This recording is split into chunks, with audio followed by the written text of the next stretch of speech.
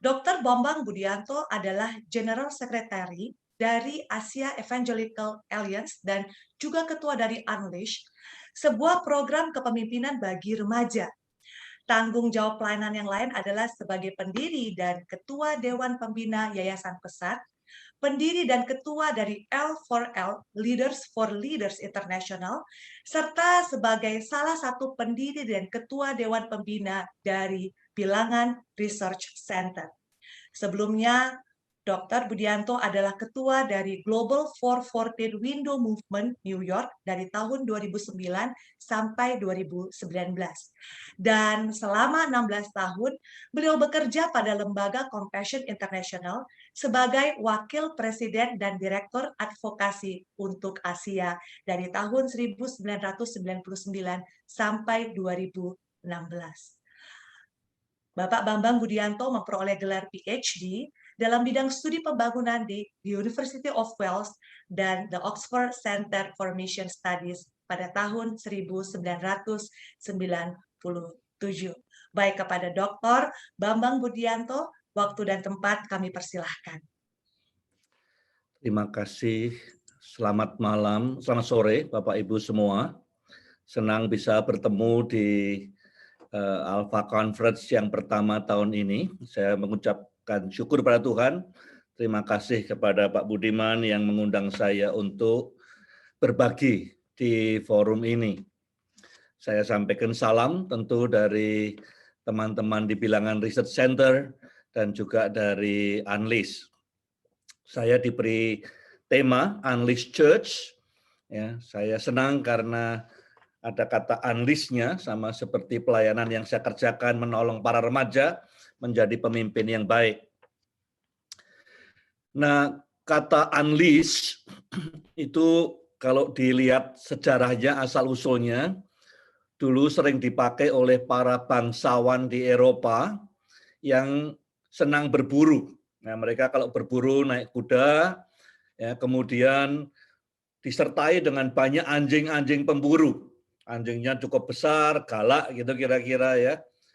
Dan diikat lehernya. Kalau mereka mulai mencium binatang buruan, itu mereka lompat-lompat dan mereka barking ya.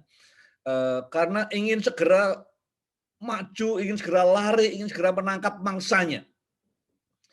Nah, kemudian yang unleash itu artinya melepaskan. Jadi kekuatan yang besar di dalam anjing-anjing pemburu ini tidak bisa membuahkan apa-apa kalau tidak di-unleash.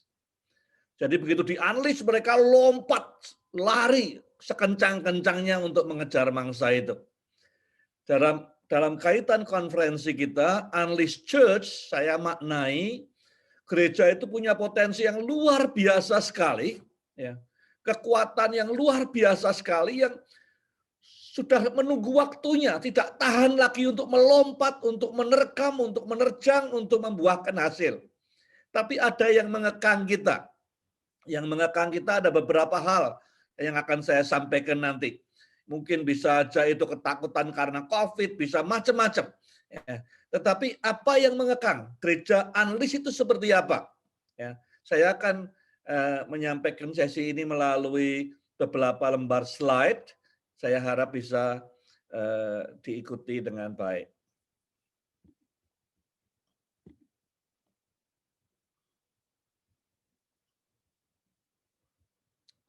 Oke.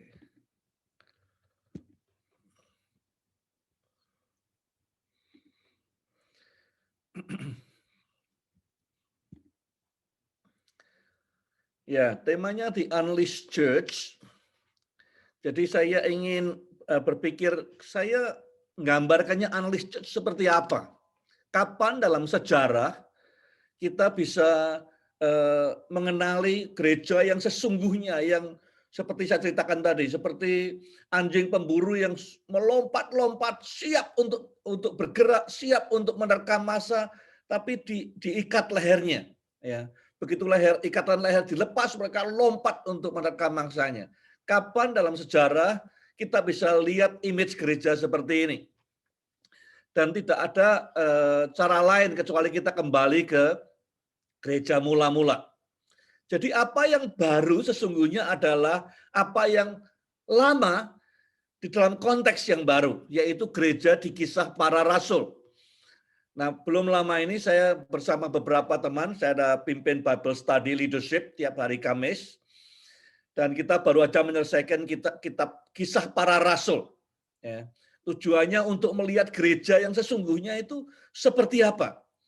Kalau gereja itu muncul di zaman ini, tidak hanya COVID, apapun yang menghalangi kita, tidak ada halangannya, dunia akan berubah. Nah, kalau kita lihat, mungkin sekitar 10 slide ke depan adalah summary atau ringkasan dari kitab Para Rasul. Kitab Para Rasul ini ditulis oleh Dr. Lukas, ada 28 pasal. Dr. Lukas mungkin satu-satunya penulis di Perjanjian Baru yang bukan orang Yahudi. Ya.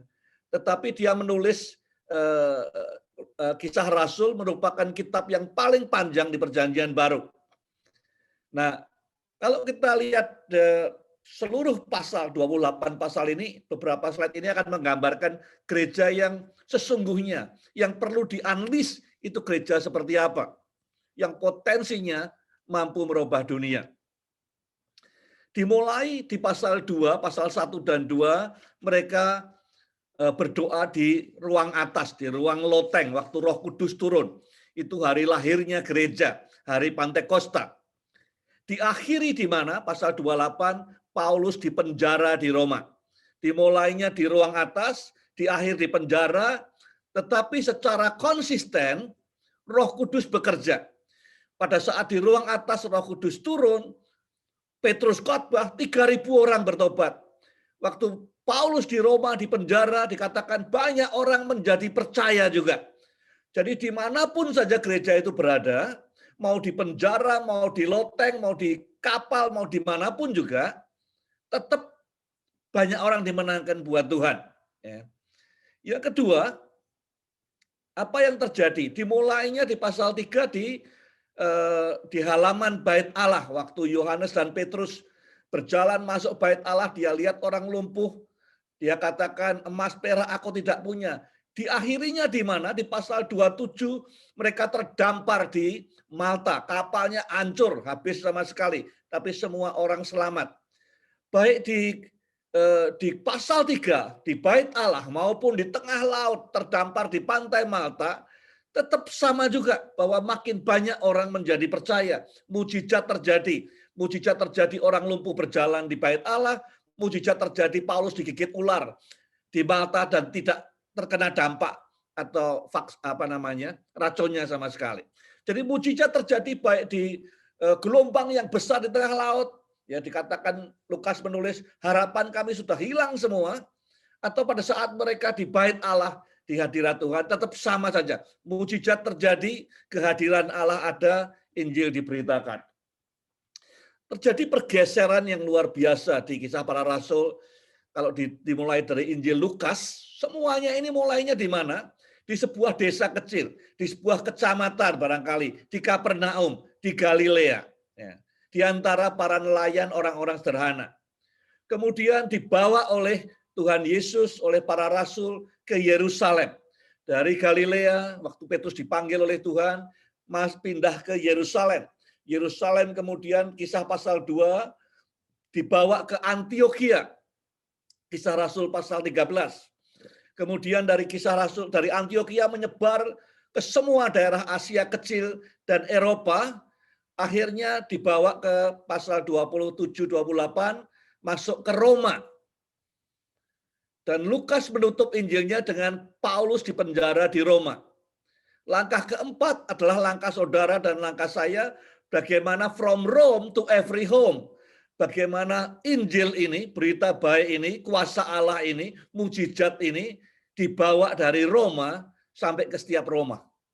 Ya, jadi perjalanan Injil, perjalanan kuasa Allah, perjalanan sejarah mulai dari Galilea yang sederhana ke Yerusalem, ke Antiokhia, ke Roma. Tugas kita sekarang adalah membawa dari Roma ke setiap Roma.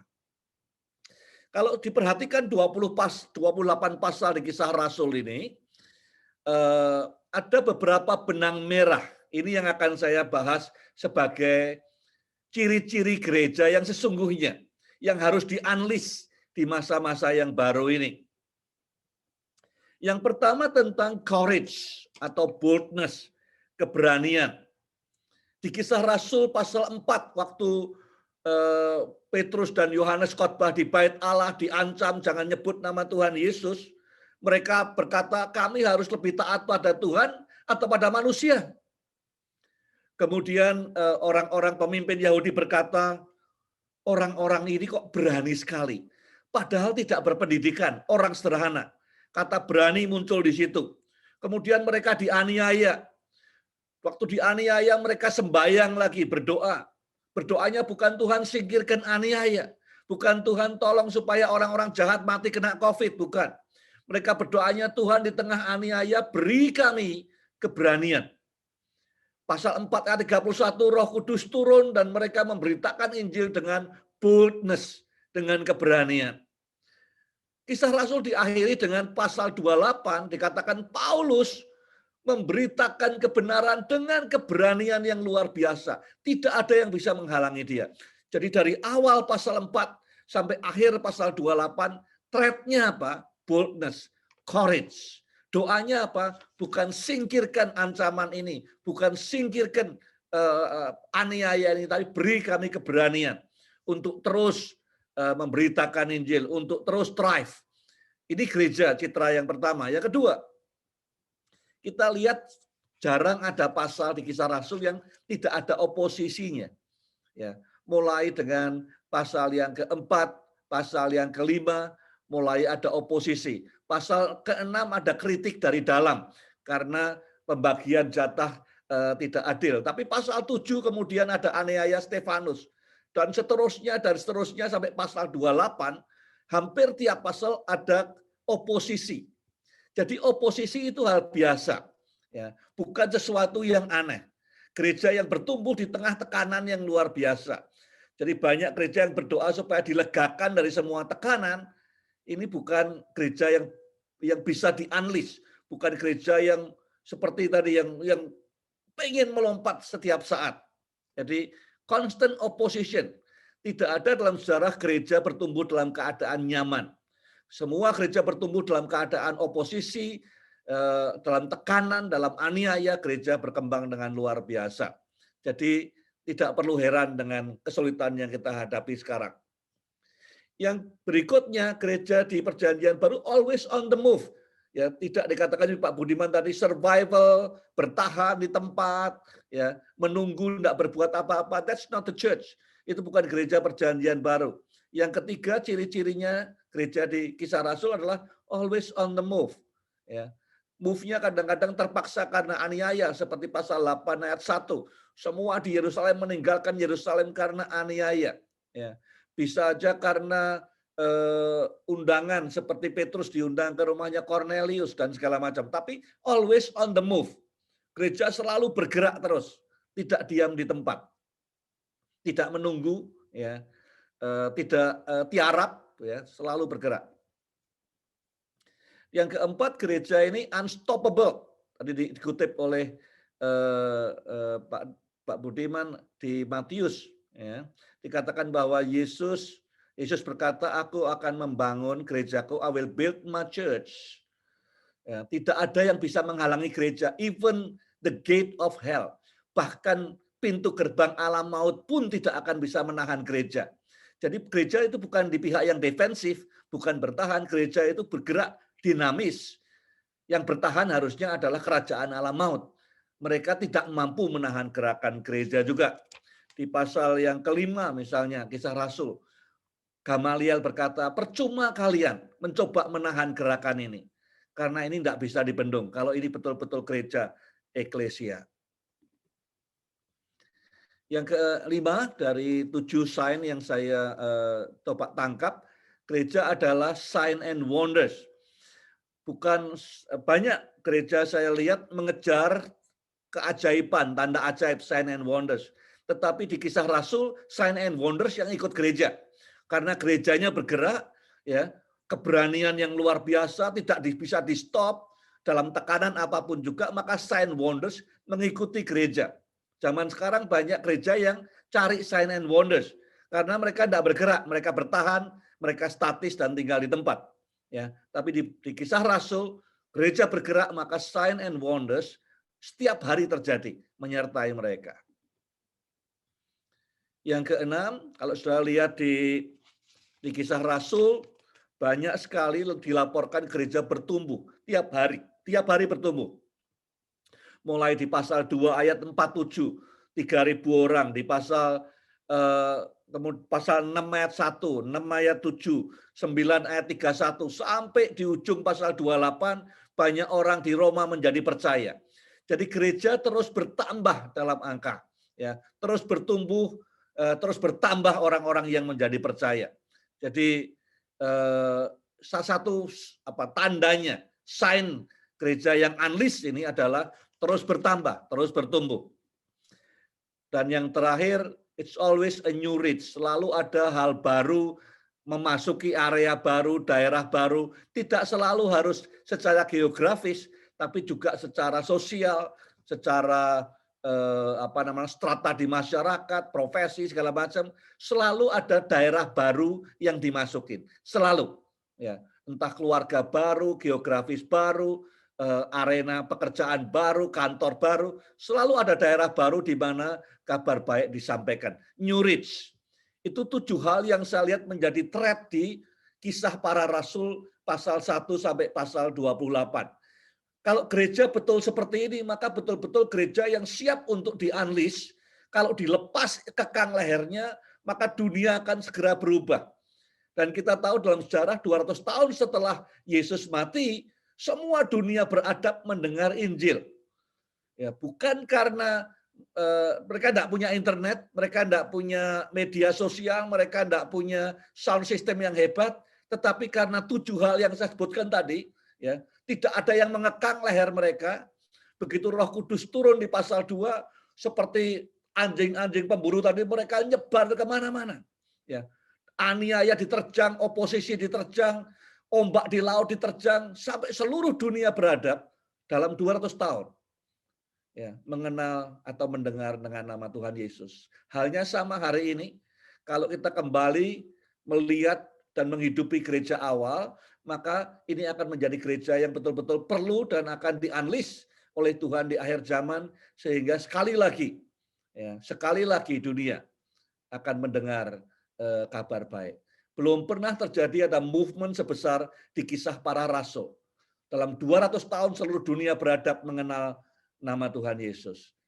Kita punya kesempatan sekarang untuk mengulang peristiwa itu lagi. Ya, kalau kita kembali kepada gereja di Kisah Para Rasul. Nah, apa yang mengekang gereja? Ya, apa yang mengekang gereja sehingga kita tidak bisa berdampak seperti gereja di Kisah Para Rasul? Menurut saya karena kita tidak bisa melihat seperti apa Tuhan melihat dunia ini. Ya, kita melihatnya beda.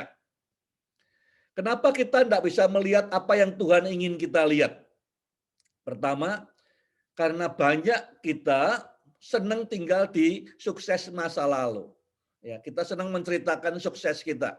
Bangun gereja, pelayanan ini itu. Tapi kita tidak mau bergerak ke depan, kita selalu melihat ke belakang. Ya. Melihatnya adalah kembali ke zaman keemasan Majapahit, ya, kembali ke zaman lalu, kehebatan masa lalu. Dan kita diikat, dikekang oleh sukses masa lalu kita. Sehingga sulit bergerak. Kita pikir itulah legacy kita, itulah destiny kita. Jadi kita tidak bergerak kemana-mana. Itu yang membuat gereja tidak bisa seperti gereja Kisah Para Rasul.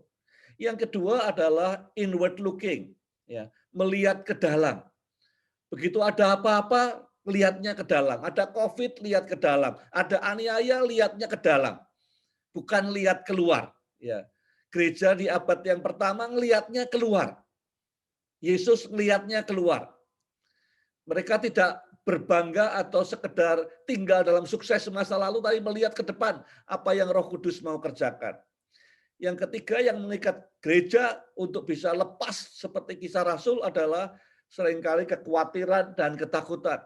Bisa aja karena COVID, bisa aja karena keuangannya berkurang, bisa karena macam-macam. Ya, aniaya dan segala macam.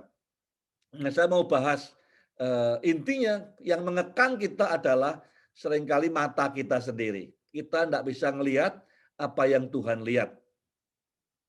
Nah, yang Tuhan lihat apa? Yang kita mau pelajari sekarang yang Tuhan lihat itu apa? Di Matius 9, Yesus jalan dari kota dan desa ngajar, nyembuhkan orang sakit.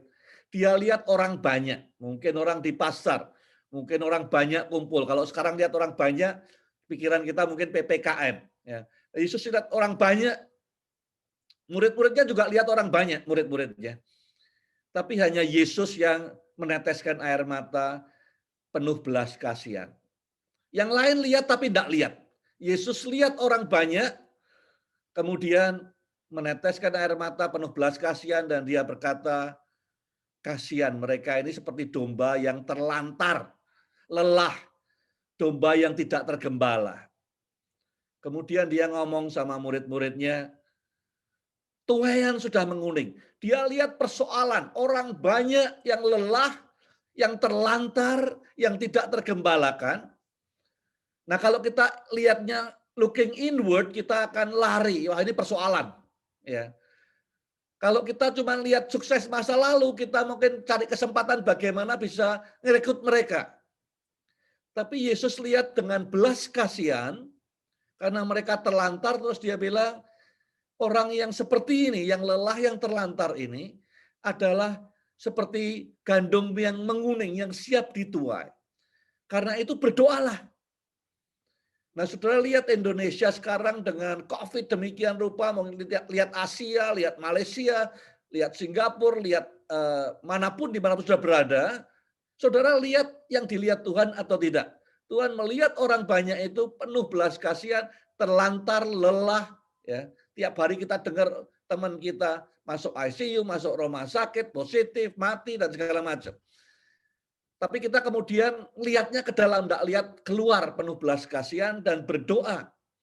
Karena ini masa tuaian yang luar biasa. Yang saudara lihat apa? Murid-murid Tuhan lihat juga orang banyak, tapi tidak melihat dengan hati yang penuh belas kasihan.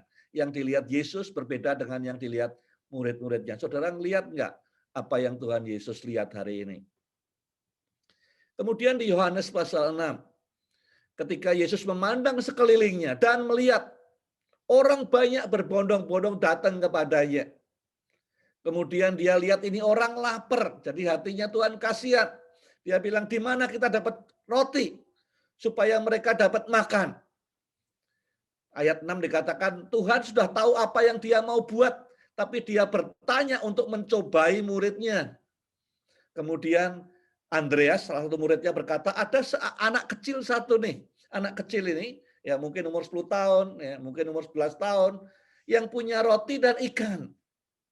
Kemudian Tuhan bilang, ambil roti dan ikan. Yang pertama, kita belajar, Yesus lihat orang banyak dan tahu mereka ini kelaparan. Murid-muridnya bilang, ini persoalan, suruh pergi. Yesus bilang, ini kesempatan. Yesus tahu apa yang dia mau buat, kemudian dia tanya murid-muridnya. Dia ingin mencobai mereka. Gimana kita menuai kesempatan ini?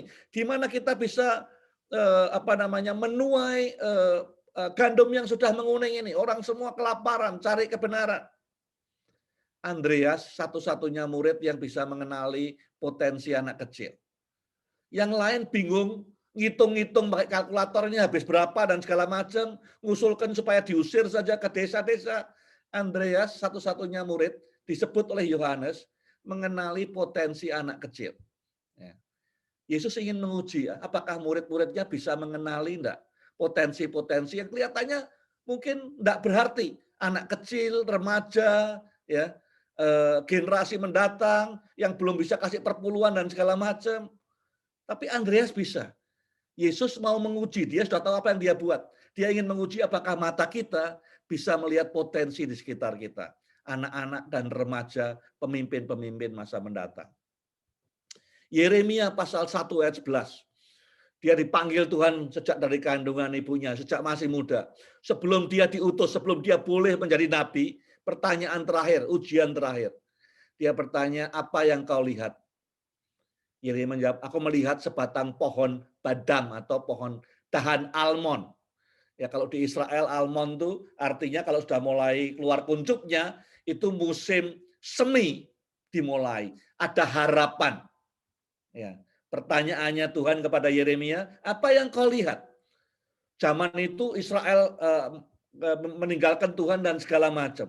Tuhan mau lihat apakah kita bisa lihat ada pengharapan, ada dahan pohon badang, pohon almond yang mulai keluar kuncupnya. Di tengah semua kepekatan, hanya mereka yang bisa melihat pengharapan, dia bisa dipakai oleh Tuhan. Ya. Semua yang mengekang kita biasanya berkaitan dengan mata kita. Bagaimana kita lihat orang, bagaimana kita lihat persoalan. Apakah kita bisa melihat pengharapan atau kita terhanyut dalam semua ketakutan dan kekhawatiran. The opposite of love is not hate, it is indifference. Lawan katanya kasih itu bukan benci. Lawan katanya kasih itu kita tidak peduli. Kita hanya lihat diri kita, lihat ke dalam, urusan gereja saja yang kita urusi, tapi tidak memikirkan orang di luar sana, orang banyak yang lapar, orang banyak yang tidak tergembalakan, yang lelah, yang tidak punya pengharapan. Gereja adalah manifestasi dari kasih. Kalau gereja indifference, acuh tak acuh dengan orang banyak di luar sana, kita tidak lihat apa yang Tuhan lihat. Kita perlu mengalami unleash. Ini bagian terakhir slide saya, lalu apa yang bakal terjadi? Ya, kalau saja kita mau recalibrate, kembali ke gereja semula, ya, apa yang terjadi? Kegerakan akhir zaman seperti apa yang terjadi? Yang pertama, the next church adalah gereja yang recalibrate, kembali kepada desain awalnya. Seperti di Kisah Rasul, seperti 7 tanda yang saya berikan tadi. Gereja yang berani, gereja yang terus bergerak, gereja yang terus bertambah, gereja yang terus mengeksplor daerah-daerah baru, gereja yang tidak tinggal di tempat, gereja yang menghadapi semua tantangan, tekanan, aniaya dengan terus maju ke depan. Ya, pertama gereja akan kembali ke gereja, ke kisah para rasul. Kalau gereja kembali ke unleashed church, gereja yang siap untuk dilepaskan kekangnya, dunia akan menjadi dunia yang berbeda, tidak sama lagi. Yang kedua, the next home. Tadi the next church. Yang kedua, the next home. COVID seharusnya, tadinya harapan saya tahun lalu waktu gereja mulai tidak ibadah onsite, gereja langsung sadar bahwa mereka tidak siap di mana-mana, ibadah keluarga tidak terlalu kuat. Saya dengar dari berbagai kota laporan bahwa ibadah keluarga tidak terlalu kuat. Mereka tidak siap, ya, tidak banyak yang siap untuk mengandalkan ibadah di dalam keluarga. Home discipleship, family discipleship. Kemudian kita berharap, saya dengar sana sini gereja mulai menyiapkan kurikulum, modul supaya keluarga ada ibadah. Tapi 3-4 bulan yang lalu BRC mengadakan penelitian, ternyata ibadah keluarga memang meningkat setahun terakhir, tapi meningkatnya belum sebesar yang diharapkan, masih kecil. Nah, kita masih diberi kesempatan. Salah satu kenapa COVID belum selesai barangkali karena di Kisah Rasul ibadahnya di rumah-rumah, ya. Dari rumah ke rumah, dikatakan di tiap hari mereka bertemu di rumah-rumah. Bahkan kemudian kalau Paulus pergi kemana-mana di Filipi, di rumahnya Lydia ada ibadah, di rumahnya Aquila ada ibadah, di rumah-rumah. Jadi bukan di gedung pertemuan, di rumah-rumah. Nah, next home atau the next church itu kembali ke rumah-rumah lagi. Family dikuatkan, discipleship di keluarga dikuatkan. Yang ketiga, the next movement. Seperti yang dinubuatkan di Kisah 2:17. Di mana semua generasi terlibat. Tidak hanya passing the button pada generasi berikutnya, bukan itu. Tapi semua generasi bersama-sama. Yang 70 tahun, yang 17 tahun, yang 37 tahun, bekerja bersama-sama. Dikatakan di nubuat Yoel 2:28, ya orang-orang tua akan bermimpi, orang muda lihat vision, anak-anak bernubuat, semua terlibat dalam pelayanan. Orang hanya bisa bertumbuh kalau dia melayani orang lain. Ya, baca Alkitab is good dan harus. Berdoa good, harus. Tapi kalau mau bertumbuh, harus menolong orang lain bertumbuh. Yang terakhir, yang keempat, the next generation. Kalau lihat di Kisah para Rasul, ya, saudara lihat bagaimana Barnabas bawa Markus, Petrus bawa Yohanes, murid yang paling muda, Paulus bawa Timotius, Lukas bawa Aristarkus, selalu kemana-mana ada generasi yang muda, anak muda, teenagers, remaja, berjalan bersama-sama dengan pemimpin-pemimpin yang ada. Jangan jalan sendirian. Ya, saya sering bilang ke teman-teman, you have no right to walk alone. Di dalam kekristenan tidak boleh jalan sendirian, harus jalan bareng orang lain, menolong orang lain, jadi sama seperti Tuhan Yesus. The next you, yang paling penting, kalau mau gereja berubah, keluarga berubah, yang berubah harus saudara dan saya. Ya, the next you. The worst possible response is not to respond. Ya, kalau sudah mendengar bagaimana kekang dilepas kalau gerejanya tidak kembali ke gereja perjanjian baru, gereja di X, ya tidak ada gunanya. Ya, paling kejutan sebentar. Gerejanya berkobar-kobar kembali ke kisah Rasul, tapi kalau kekangnya tidak dilepas, cara ngelihat kita tidak berubah, juga tidak ada gunanya. Respon kita apa? Kemungkinan respon terburuk adalah kalau kita tidak meresponi apa-apa. Next step-nya apa? Next step yang paling buruk adalah kalau kita tidak mengambil langkah apa-apa. Jangan diam, ya. The Holy Spirit is ready. Ayo, apakah saudara dan saya siap?